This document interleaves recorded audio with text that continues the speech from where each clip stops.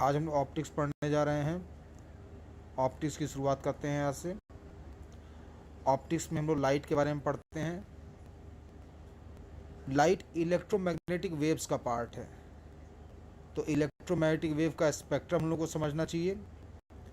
देखिए एक टेबल बना हुआ है, ये EMW लिखा हुआ दिख रहा है आपको। सबसे पहले EMW, E for electro, M for magnetic, W for waves. तो ऐसे ये इलेक्ट्रोमैग्नेटिक वेव्स हुआ, जिसको शॉर्टकट में EMW लिखा हुआ है। EMW को अलग अलग पार्ट्स में डिवाइड किया गया है। इस टेबल के थ्रू समझिए, EMW को कई पार्ट्स में डिवाइड किया गया है उनके वेवलेंथ्स के अकॉर्डिंग। जैसा उनका वेवलेंथ होता है उसके अकॉर्डिंग इसको कई पार्ट्स में डिवाइड किया गया है। सबसे छोटे वेवलेंथ को गामा रेज कहते हैं। ये देखिए गामा रेज, सबसे देखिए पहले लिखा हुआ है गामा रेज, तो जिसका वेवलेंथ सबसे छोटा होता है उसे गामा रेज कहते हैं।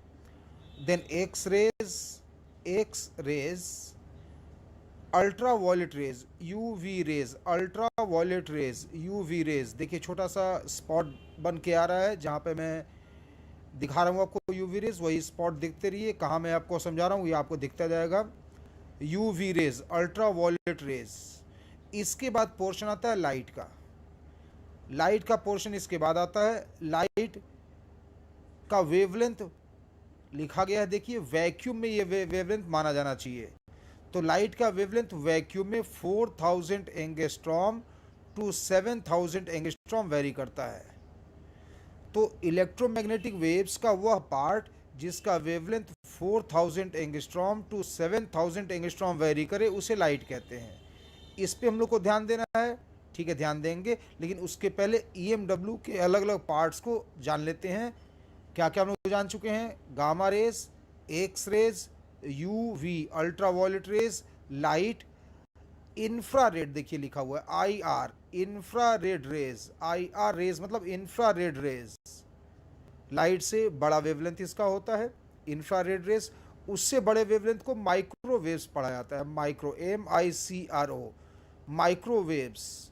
After that radio waves. Radio waves को दो पार्ट में डिवाइड किया गया, शॉर्ट वेव्स, लॉन्ग वेव्स। तो ये इलेक्ट्रोमैग्नेटिक वेव का स्पेक्ट्रम रहा।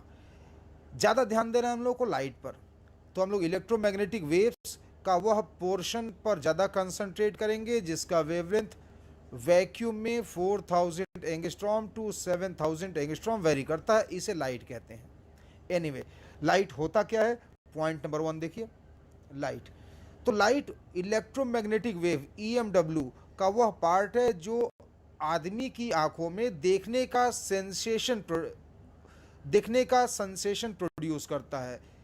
दृष्टि की संवेदना इसको कहते हैं। तो देखने में सहायक पोर्शन को लाइट कहा जाता है। तो हम लोग लाइट को डिफाइन किए हैं, part of electromagnetic waves which produces sensation of site in human eyes is called light. ये देखिए साइट लिखा हुआ है, थोड़ा सा देखिएगा स्पेलिंग, SIGHT होना चाहिए यहाँ पर, SIGHT, sensation of site, SIGHT। तो देखने की संवेदना जो उत्पन्न करता है इंसान की आंखों में उसे लाइट कहते हैं, प्रकाश कहते हैं। Part of electromagnetic waves which produces sensation of site in human eyes is called light. तो ये लाइट का डेफिनेशन हुआ। अब देखिए पॉइंट नंबर 2, इलेक्ट्रोमैग्नेटिक वेव्स हमेशा ट्रांसवर्स वेव्स होते हैं। ये लॉन्गिट्यूडनल वेव्स कभी नहीं होते हैं। 11th में आपने पढ़ा होगा, वेव दो तरह के होते हैं, ट्रांसवर्स और लॉन्गिट्यूडनल। तो इलेक्ट्रोमैग्नेटिक वेव्स हमेशा ट्रांसवर्स होते हैं और लाइट तो इलेक्ट्रोमैग्नेटिक वेव है, इसलिए it is electromagnetic wave, therefore they are always transverse wave. ये हमेशा ट्रांसवर्स वेव होता है। थर्ड पॉइंट, लाइट अगर एक मीडियम से दूसरे जगह जाता है तो उसको मीडियम की रिक्वायरमेंट नहीं होती है। लाइट अगर एक प्लेस से दूसरे प्लेस जाता है तो उसको मीडियम की रिक्वायरमेंट नहीं होती है। देखिए लाइट सन से अर्थ पे आ जाती है, बहुत सा स्पेस बीच में वैक्यूम है, उसके बाद भी तो लाइट आई जाती है ना। तो देयरफॉर लाइट को ट्रेवल करने के लिए मीडियम की आवश्यकता नहीं होती है। तो it does not requires medium for propagation. Propagation के लिए मीडियम की आवश्यकता नहीं है, ठीक। पॉइंट नंबर 4, स्पीड की बात करते हैं। वैक्यूम में लाइट का स्पीड 3 इंटू 10⁸, वैल्यू देखिए 3 इंटू 10⁸ मीटर पर सेकेंड होता है। तो in vacuum its speed is nearly 3 into 10⁸ metre per second. Okay, point number 5 देखिए, ये भी एक अपने आप में इंपॉर्टेंट पॉइंट है। When light moves from one medium to another medium, जब लाइट एक मीडियम से दूसरे मीडियम में जाती है, मीडियम चेंज होता है। जैसे मान लीजिए एयर से लाइट वाटर में चली गई या वाटर से ग्लास में चली गई, ऐसी बात हो रही है यहाँ पर। तो when light moves from one medium to another medium, speed wavelength changes, speed और वेवलेंथ बदल जाता है। स्पीड वेवलेंथ चेंजेस, स्पीड और वेवलेंथ बदलता है। लेकिन सबसे जरूरी बात, but frequency will never change, frequency कभी नहीं बदलता है। लाइट अगर एक मीडियम से दूसरे मीडियम में जाती है, फ्रीक्वेंसी नहीं बदलता है। ठीक, जैसे हम लोग इलेक्ट्रोमैग्नेटिक वेव को कई पार्ट में डिवाइड करके यहाँ पर दिखा रखे हैं, ऐसे ही ये जो लाइट का पोर्शन है, यहाँ पर देखिए टेबल सबसे ऊपर वाला लाइट का पोर्शन है जिसका वेवलेंथ लिखा गया है 4000 से 7000 एंगस्ट्रॉम वैक्यूम में। इस लाइट को भी फर्दर कई पार्ट में डिवाइड करके पॉइंट नंबर 6 में लिखा हुआ है। पॉइंट नंबर 6 में लाइट के फर्दर डिवीजन को लिखा गया है। वैसे आपको पता भी होगा, पढ़ा भी होगा आपने, कि लाइट को 7 कलर्स में डिवाइड किया जाता है। लाइट को 7 कलर्स में डिवाइड किया जाता है, हालांकि मैंने 6 कलर लिखे हुए हैं। कारण क्या है कि Indigo colour is not distinguishable from blue by human eyes. इंसान की आंखें इंडिगो और ब्लू में अंतर नहीं बता सकती हैं। तो वैसे साथ ही मानिए आप, लेकिन जानबूझ के टेबल में 6 इसे लिख रखा है कि हम लोग के मन में ये ख्याल हमेशा बना रहे कि इंडिगो और ब्लू में इंसान की आंखें अंतर नहीं पहचान सकती। तो वैसे होते साथ ही हैं, बट जानबूझ के 6 लिखा गया कि आप ये याद रखें। तो इसलिए 6 ही यहाँ पर लिखा है मैंने। याद होगा आपको विबग्योर, तो VI छूट रहा है, VIBGYOR, वॉयलेट इंडिगो नहीं पहचान सकते, blue green yellow orange red. तो 4000 एंगस्ट्रॉम से 7000 एंगस्ट्रॉम तक लाइट के वेवलेंथ के वेरिएशन के आधार पर हम लोग उसे 7 कलर्स में डिवाइड किए हुए हैं। इंडिगो इसमें नहीं लिखा गया है, बिकॉज इंडिगो और ब्लू को अंतर नहीं किया जा सकता है। ओके, पॉइंट नंबर 7 आइए।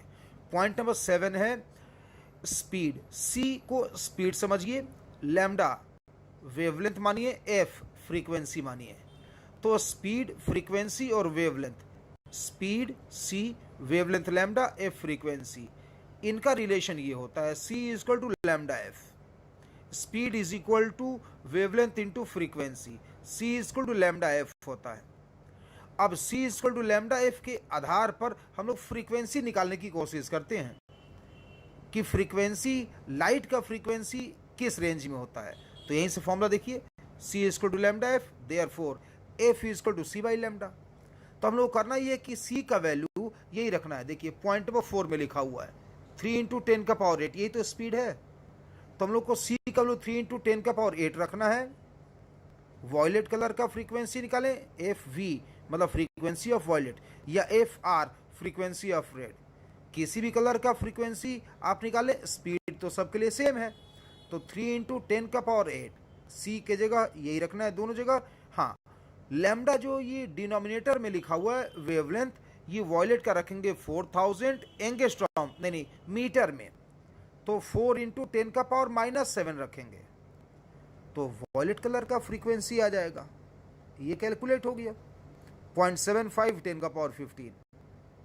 इसी तरह से जब हम लोग लैम्डा रखेंगे रेड कलर का 7000 एंगस्ट्रॉम, नहीं एंगस्ट्रॉम में नहीं मीटर में, तो 7 इंटू 10⁻⁻7, यहाँ देखिए नीचे लिखा हुआ है, ये कैलकुलेट होके आ गया 0.43 इंटू 10⁻15 हर्ट्ज।